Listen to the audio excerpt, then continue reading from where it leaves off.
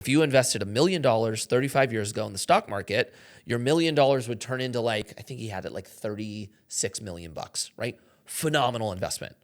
But if you put the $1 million in private equity 35 years ago, that investment would be 135 million, right?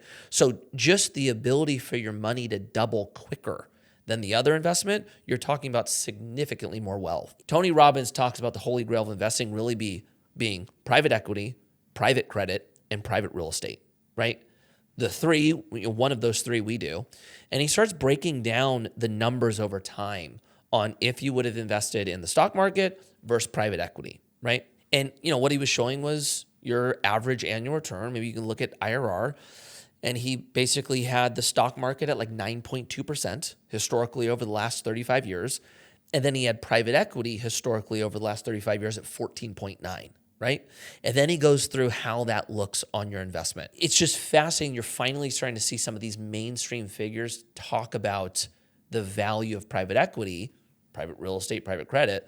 The challenge is not everybody gets to participate.